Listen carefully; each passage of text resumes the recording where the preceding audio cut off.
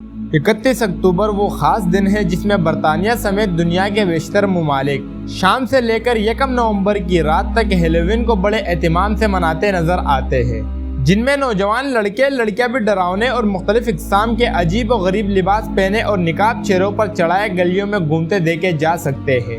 اور پھر یہ لوگ اپنے اپنے بچوں کو مختلف قسم کے خوفناک لباس پہنا کر گھر گھر بیچتے ہیں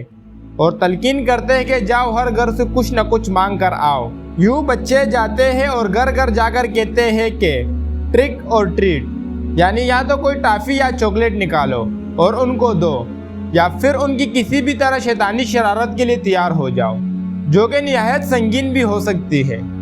یعنی واضح طور پر بچوں کو غیر اخلاقی حرکات پر مجبور کیا جاتا ہے، لہذا لوگوں کو نہ چاہتے ہوئے بھی اس تہوار کے لیے خاص طور پر بچوں کے کھانے کی چھوٹی چھوٹی چیزیں خرید کر لانی پڑتی ہے، اور جیسے ہی کوئی بچہ دروازے پر آ کر دستک دیتا ہے تو اسے یہ چیزیں دینے کے لیے دروازے کی طرف چل پڑتے ہیں، جبکہ ان میں کئی لوگ ایسے شیطان صفت بھی ہوتے ہیں جو اس دن کا خاص طور پر انتظار کرتے ہیں اور بچوں کے آتے ہی انہیں ورغلا کر گھر میں اپنی درندگی کا نشانہ بناتے ہیں۔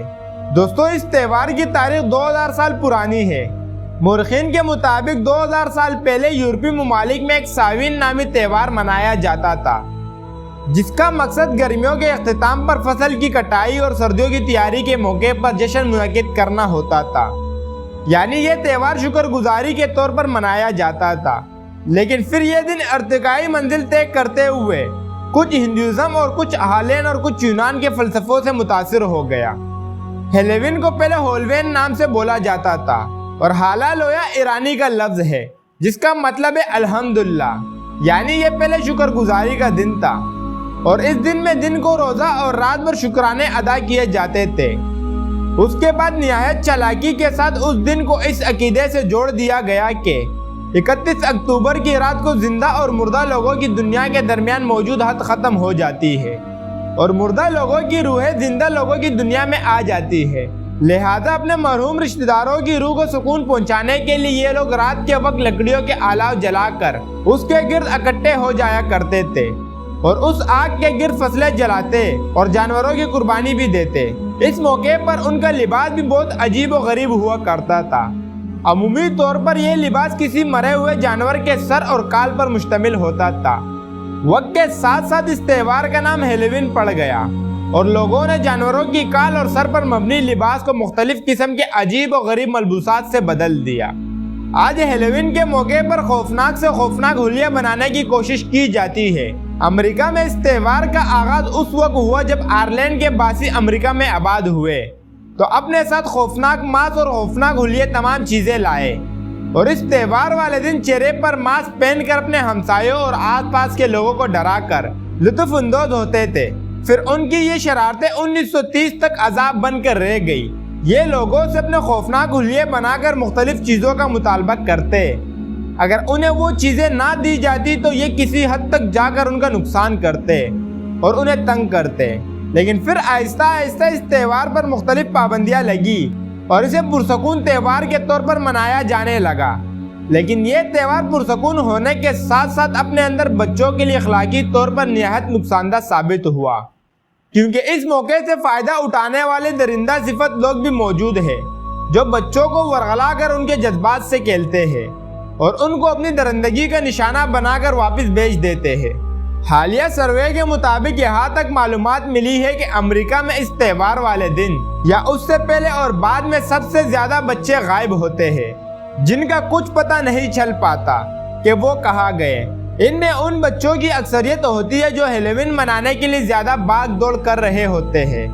اور پھر ان بچوں کی ذہن سازی کر کے انہیں اپنے شیطانی تنظیم میں شامل کر لیا جاتا ہے، جو بچوں کے والدین کے لیے زندگی بھر کا روگ بن جاتا ہے۔ دوستو، ایسے کئی واقعات موجود ہیں جس سے اندازہ لگایا جا سکتا ہے کہ یہ تہوار کس قدر نقصان دہ ثابت ہوا ہے۔ اس کا اندازہ حال ہی میں ہونے والے افسوسناک واقعے سے بھی لگایا جا سکتا ہے، جس میں جنوبی کوریا کے دارالحکومت میں ہیلووین فیسٹیول میں اچانک خوفناک اور دہشتناک شکلوں کی ڈر کی وجہ سے بھگدڑ مچ گئی اور دم گھٹنے کی وجہ سے اب تک 140 سے زائد ہلاکتیں ہو چکی ہیں، جن میں بیشتر نوجوان لڑکوں اور لڑکیوں کی ہلاکتیں ہیں۔ یہ وہ لوگ تھے جو لبرل کلچر کے اکسانے پر اس قدر دہشتناک لباس میں ملبوس تھے کہ جسے دیکھتے ہی نہ چاہتے ہوئے بھی ذہن ایک عجیب سے خوف کا شکار ہوتا ہے، جبکہ ان ہلاکتوں میں اور بھی اضافہ متوقع ہے کیونکہ 100 سے زائد افراد ابھی بھی زخمی ہیں۔ واضح طور پر اس حادثے کے پس منظر میں بھی لبرر کی وہی زور زبردستی شامل نظر آتی ہے جو کہ ہیلووین کو محض ایک تفریح اور بچوں کی خوشی کا دن کہہ کر اپنے شیطانی منصوبے پورے کرواتے ہیں۔ حتیٰ کہ ہلاکتوں والی جگہ کی کلپ دیکھے تو معلوم پڑے گا کہ تنگ گلیوں میں نوجوان لڑکے اور لڑکیوں کی لاشیں پڑی ہے، جبکہ پبلک میں اب بھی میوزک کی آوازیں سنی جا سکتی ہے۔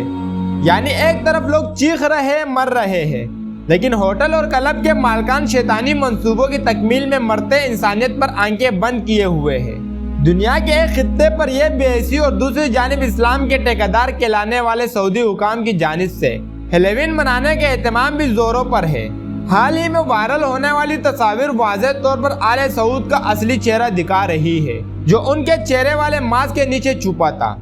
جہاں جنوبی کوریا والوں کی محتاجی لبرلزم کی تقاضوں پر پورا اترنے کی دعوت دیتی ہے، وہی آل سعود کی مجبوریاں بھی صاف نظر آ رہی ہے۔ یعنی آل سعود نے تہیہ کر لیا کہ کوئی بھی ایسا موقع ہاتھ سے نہیں جانے دینا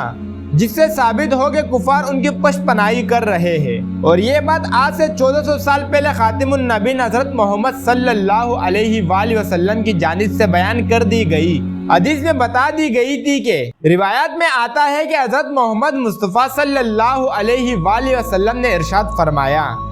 جس شخص نے کسی قوم کی مشابہت اختیار کی وہ شخص اسی قوم میں شمار ہوگا۔ اب آپ خود دیکھ لیجئے کہ آل سعود اس سے زیادہ کس انداز میں بتائیں گے کہ وہ کس قوم میں خود کو شمار کرتے ہیں۔ دوستو، لبرل طبقہ تو اسلامی تہواروں پر کوئی نہ کوئی احتجاج جاری کر کے نئی نسل کو ان تہواروں سے بدگمان کرنے کی تعلیمات دیتے رہتے ہیں، اور غیر نسلوں کے تہوار ترقی کے نام پر ہمارے نسلوں کے ذہن میں ڈالے جا رہے ہیں،